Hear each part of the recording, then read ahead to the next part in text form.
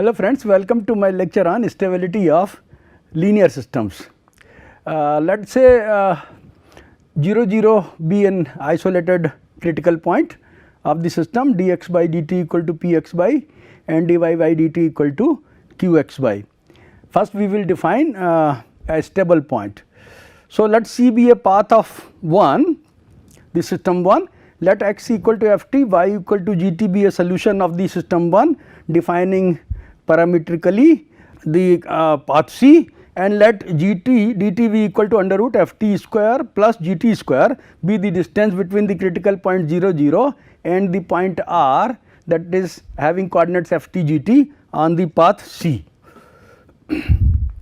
Then the critical point 0 0 is called stable if for every epsilon greater than 0 we can find a number delta greater than 0 such that every path C for which dt naught is less than delta, that is the distance of ft naught gt naught from origin is less than delta for some value t equal to t naught, is defined for all t greater than or equal to t naught and is such that dt is less than epsilon for t naught less than or equal to t less than delta. So, what we want that for every epsilon greater than 0 we should be able to find a number delta greater than 0 such that every path, okay, for which dt naught is less than delta for some value t equal to t naught is defined for all t greater than or equal to t naught, and dt should be less than epsilon for all t naught less than or equal to t less than epsilon. In other words, gt 0 0 will be called a stable point if every path C which is inside the circle k1 of radius delta at t equal to t naught will remain inside the circle k2 of radius epsilon for all t greater than or equal to t naught, that is every path C stays as close to 0 0 as we want it to after it gets once close enough to 0 0. So, let us see within distance delta we say. So, let us say let us look at this, okay. Here you can see the k1 is a circle of radius delta with 0 0 center, and k2 is a circle with radius epsilon, okay. dt you see t naught is a point, the distance of t naught the distance of this point from the curve, that is dt naught is less than delta, and then you can see that for all t greater than or equal to t naught, okay, the dt is less than epsilon, okay. So, when this we have this this condition, that is dt is less than epsilon for all t greater than or equal to t naught less than epsilon. So, and you can see that the curve is defined for some value t equal to t naught for all, the curve is defined C is defined for all t greater than or equal to t naught and dt is less than epsilon. The every path C which is inside the circle k1 of radius delta at t equal to t naught will remain inside the circle k2 of radius epsilon. So, it remains inside the circle k2 of radius epsilon, it does not go out of the circle k2, okay. So, this 0 0 here is a stable point. Now, let us see this asymptotically stable point is a stronger condition, the point must be stable, okay, and so satisfy one more condition. So, the critical point 0 0 will be called asymptotically stable if first of all it is stable, and then there should exist a number delta naught greater than 0 such that whenever dt naught is less than delta naught for some value t naught, then limit of ft as t goes to infinity is equal to 0 and limit of gt as t goes to infinity must be 0. That is the asymptotic stability is a stronger condition than mere stability, because in addition to stability the condition 2 requires that every path that gets sufficiently close to 0 0 ultimately approaches 0 0 as t goes to infinity, okay. The path C of figure 1 has this property, let us see this one, the path C of figure 1 ultimately approaches to 0 0. So, this has this property, it is a stable point and it is ultimately approaching to 0 0. So, this path has this second property also. Now, a critical point is called unstable if it is not stable. For instance, the center in figure 2 here okay, the center in figure 2 and the spiral point in figure 4, this one, and the node in figure 5. Node in figure 5, they are all stable. Okay. So, here if you go to the definition of a stable point, then the condition of the stable point is satisfied. You see, we say that again, let us look at this. 0 0 is called stable if every path C which is inside the circle K1 of radius delta will remain inside the circle K2 of radius delta for all t greater than or equal to t naught, that every path C stays as close to 0 0 as we want it to after it gets once gets closed enough. So, that is satisfied in the case of figure 2, in the case of figure 2, and in the case of figure 4. Here they are going as close to 0 as we want them to be, and then figure 5. Okay. So, they are all stable points. Now, of these 3, figure 2, figure 4, figure 5, the spiral point, okay, and the node are asymptotically stable. Okay. So, let us see figure 4, the spiral point, that is figure 4, and the node in figure 5 are all are asymptotically stable. Figure 4, okay, figure 4, this is asymptotically stable. Okay. Ultimately it is approaching to 0 0, and here in figure 5 this is also ultimately approaching to 0 0.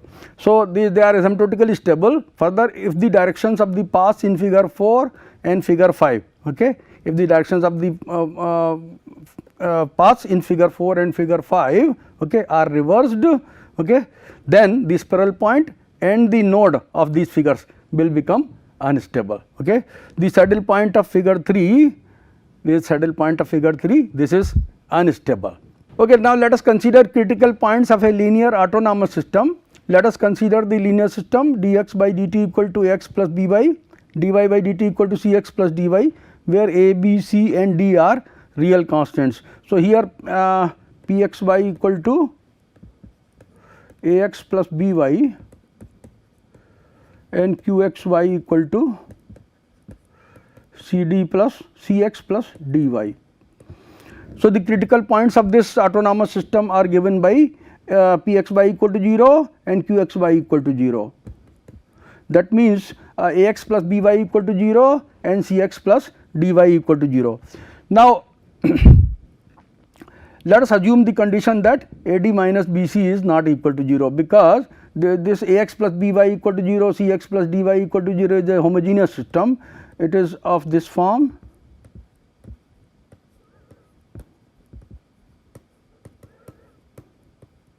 So, if the determinant of the coefficient matrix is not equal to 0, then xy will be 0 0. Okay. Determinant of the coefficient matrix,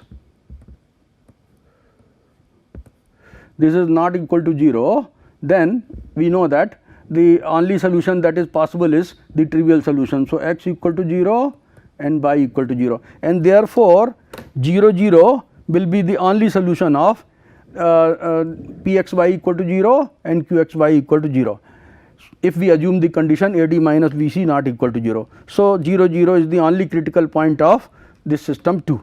Now, let us solve the system 2. When we solve this system of homogeneous system of linear equations, linear system, then we have x equal to a e to lambda t and y equal to b lambda t. Solutions of this form we get. And so, if x equal to a e raised to the power lambda t and y equal to b raised to the power lambda t are solutions of 2, then we have a lambda e to the power lambda t equal to a e to the power lambda t dx by dt, x is equal to a e raised to the power lambda t.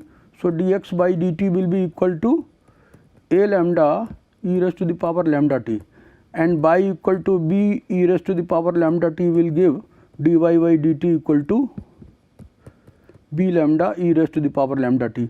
So, putting the values of dx by dt, dy by dt, we have this equation a lambda e raised to power lambda t equal to a into a e raised to power lambda t plus b into b e raised to power lambda t and b lambda e to the power lambda t equal to C A e to the power lambda t plus d v e raised to the power lambda t.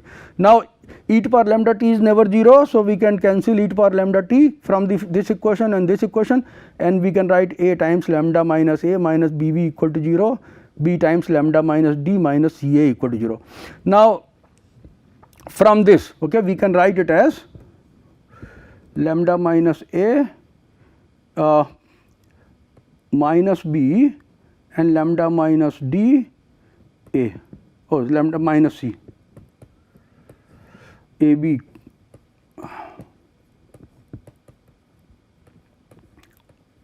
Okay. Now, if the determinant of this coefficient matrix lambda minus a minus b lambda minus d minus c is not equal to 0, then what will happen? We will have a b equal to 0 0. Okay. So, when a is equal to 0 and b equal to 0, we will get the trivial solution, okay, of the autonomous system. So, in order to have a non-trivial solution, let us assume that determinant of lambda minus a minus b lambda minus d minus c, this equal to 0, okay, and this will give us a second order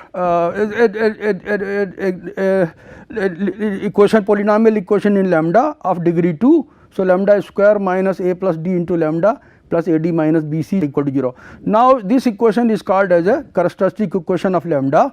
Since we have assumed that a d minus b c is not equal to 0, lambda equal to 0 can never be a root of this equation. Okay. Now, let us say lambda 1 and lambda 2 be the two roots of this characteristic equation. We have a characteristic equation in a polynomial equation in lambda of degree 2. So, it will have two roots. So, let us say lambda 1 and lambda 2 be the two roots of the characteristic equation. Then we shall see that the nature of the critical point, whether it is a center or it is a node, okay, that nature, or it is a stable or asymptotically stable or it is unstable, it will depend upon the nature of the roots lambda 1 and lambda 2. So, in this regard, now here we have 5 cases, or as such we have 3 cases when we have two roots of the second order equation. They may be real and distinct, that is one case. Then they may be complex conjugate of each other, and the third case is that they are real and they are equal, okay. But here we have 5 cases. So, lambda 1 and lambda 2 are real, unequal and of the same sign. So, we have 2 cases, sub cases of the situation where lambda 1 and lambda 2 are real and unequal. One is that of they are real and unequal and of the same sign, and the other one is that they are real, unequal and are of opposite sign. And then in the conjugate complex again we have 2 cases, that is lambda 1 and lambda 2 are conjugate complex of each other and they are not purely imaginary, that is their real part is not equal to 0. And then the one more case that their real part is 0. So, lambda 1 and lambda 2 are purely imaginary, and the fifth case is lambda 1 and lambda 2 are real and equal. Okay, so, let us see now first we discuss the case when the characteristic equation has 2 roots lambda 1 and lambda 2, they are real, unequal and are of the same sign. Okay.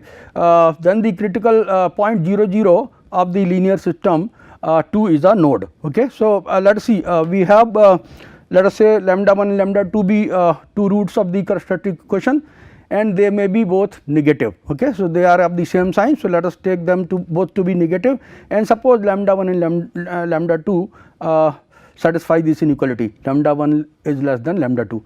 The general solution of the system 2 may be written as, now let us see how we write this system solution. See, we have seen that this equation has 2 roots lambda 1 and lambda 2, and we are assuming that they are real, unequal and of the same sign. Then what happens here that for the value of lambda 1 and lambda 2, okay, these two equations give us for lambda 1 we get the values of a and b as say a1 and b1. Okay. For the value lambda 2 we get the values a2 and b2. Okay. Then what will happen, corresponding to lambda 1 x will be equal to a1 e raised to the power lambda 1 t, y will be equal to b1 e raised to the power lambda 1 t. So, this is one solution, and corresponding to the other root lambda 2, we will have x equal to a2 e raised to the power lambda 2t and y equal to b2 e raised to the power lambda 2t. Okay. So, corresponding to one value lambda 1, we have a solution of this equation. Okay. We take the values of a and b corresponding to lambda 1 as a1 b1, or corresponding to lambda 2, we take the other values of a and b, they are a2 and b2. So, then x by equal to a1 e to power lambda 1 t by equal to b1 e to the power lambda 1 t, this is one set of solution and this is another set of solution. They are linearly independent of each other, and in the case of homogeneous system, linear homogeneous system, we write the general solution as the linear combination of x equal to c1 a1 plus c2 b1 x equal to c1 a1 e raised to power lambda 1 t plus c2 a2 e raised to power lambda 2 t, because corresponding to lambda 1 the solution is a1 e raised to power lambda 1 t, and corresponding to lambda 2 the solution is a2 e raised to power lambda 2 t. So, general solution will be given by x equal to c1 a1 e raised to power lambda 1 t, c2 a2 e raised to power lambda 2 t, and y will be c1 a b1 e raised to power lambda 1 t by plus c2 e2 b2 e raised to power lambda 2 t. Now, a1 b1 a2 b2 are definite constants, they are given by this equation.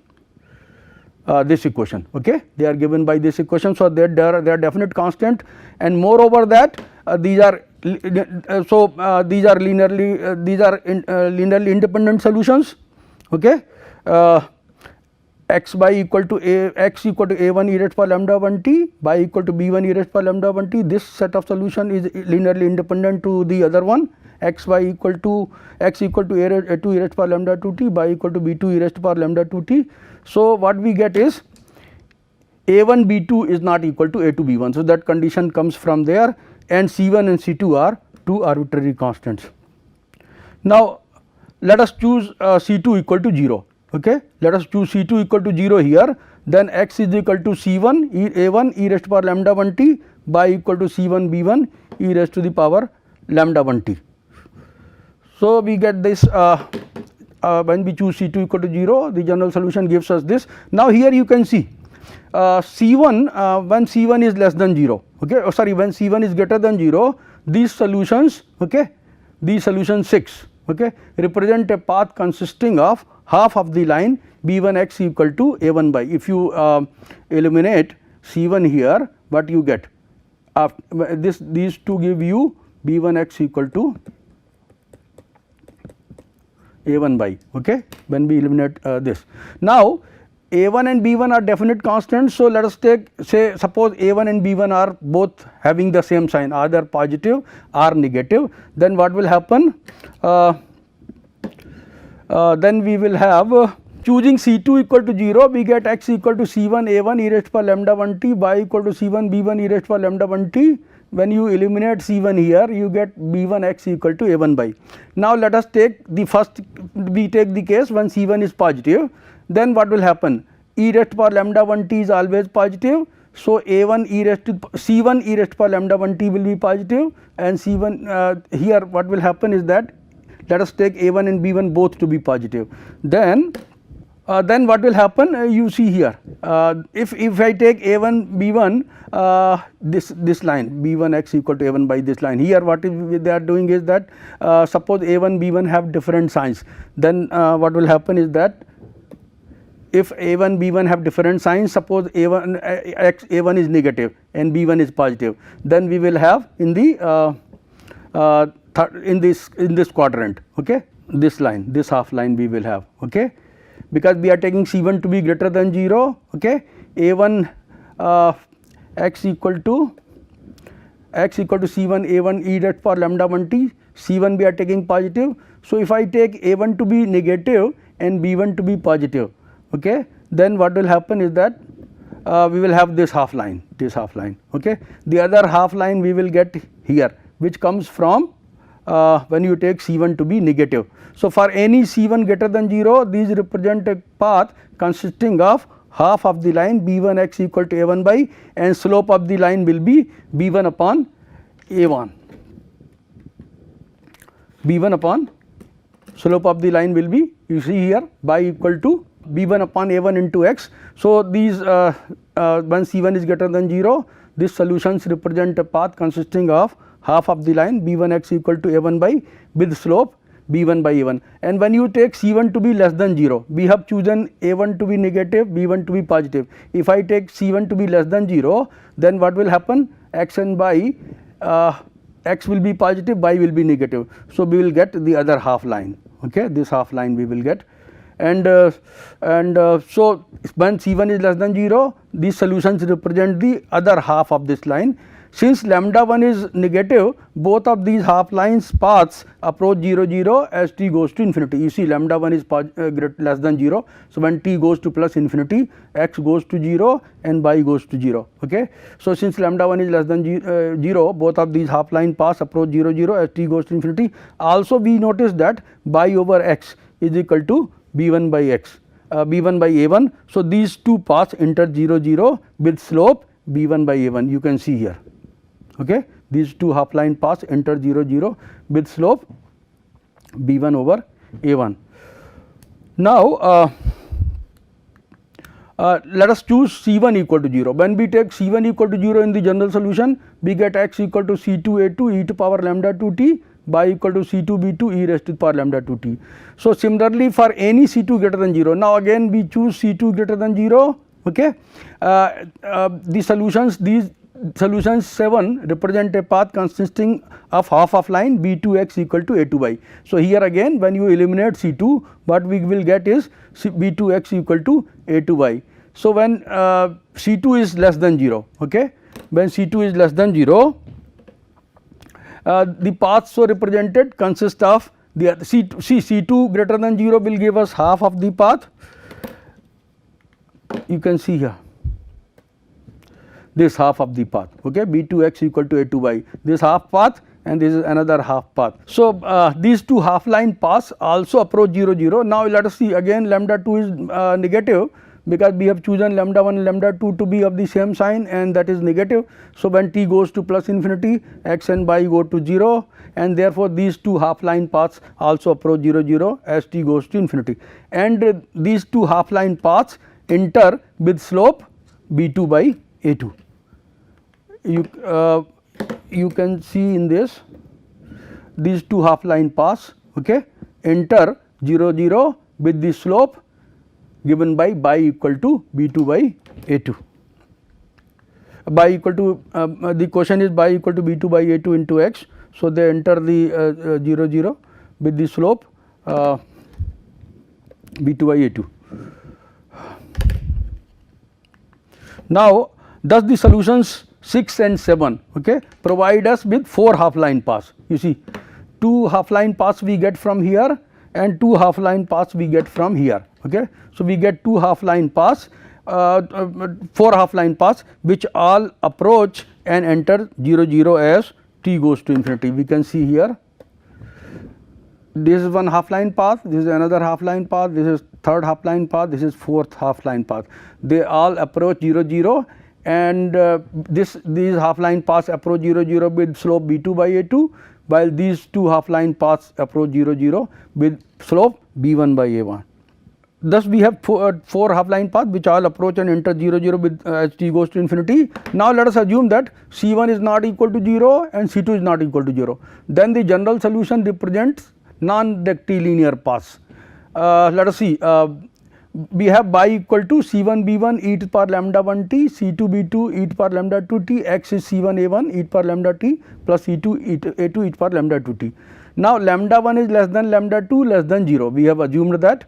So, what will happen is that now this equation we can write as c1 b1 over c2, because c2 is not 0, we can divide by c2, and e to the power lambda 2 t also we can divide in the numerator and denominator. So, c1 b1 over c2 e to the power lambda 1 minus lambda 2 into t plus b2 c1 a1 over c2 e to the power lambda 1 minus lambda 2 t into t plus a2. Now, lambda 1 is less than lambda 2. So, lambda 1 minus lambda 2 is negative as t goes to plus infinity. e to the power lambda 1 minus lambda 2 t goes to 0, and so this part goes to 0, this part goes to 0, and therefore limit of by over x as t goes to infinity is equal to b2 by a2. So, all these paths, non-rectilinear paths, they enter 0 0 with limiting slope, okay, limiting slope b2 by a2. So, we can see that in the figure here. See, they are non-rectilinear paths, they are all non-rectilinear paths. This one, this one, this one, this one, they are all non-rectilinear paths, these ones, okay. They all enter 0 0, okay, with limiting slope b2 by a2. You can see this path enters, okay, with slope b2 by a2. At the origin, this line b2x equal to a2 by is tangent to all these paths, and this line is having slope b2 by a2. So, all these non-rectilinear paths enter 0 0 with limiting slope b2 by a2, and thus we have the same. Now let us see. Let us assume that lambda 1 is greater than lambda 2 greater than 0. So, we now assume that lambda 1 and lambda 2 are both positive. Then the general solution is still of the same form, x equal to c1 a1 e to power lambda 1 t, c2 a2 e to power lambda 2 t, c1 b1 by equal to c1 b1 e to power lambda 1 t, c2 b2 e to power lambda 2 t. Now, we choose c2 equal to 0. So, x equal to c1 a1 e to power lambda 1 t by equal to c1 b1 e to power lambda 1 t, and x is equal to if we choose c1 0, c1 ko if we choose c1 equal to 0, then x becomes c2 a2 e to power lambda 2 t by is equal to c2 b2 e to power lambda t. So, we get the solutions of the same form as in the case of lambda 1 and lambda 2 both being negative. Now, what is the difference here? We have the same situation as before, except that all the paths approach and enter 0 0 as t goes to minus infinity, because lambda 1 and lambda 2 are positive. So, they enter 0 0 when t goes to minus infinity. The qualitative diagram remains unchanged, except that all the arrows now point in the opposite direction, okay. So, hence the critical point 0 0 is still a node, but it is unstable in this case. So, see, we had this situation earlier, okay. Now, the directions will be opposite to these directions, okay, and therefore, we will still have a node, but it will be unstable node. So, with that we come to the end of this lecture.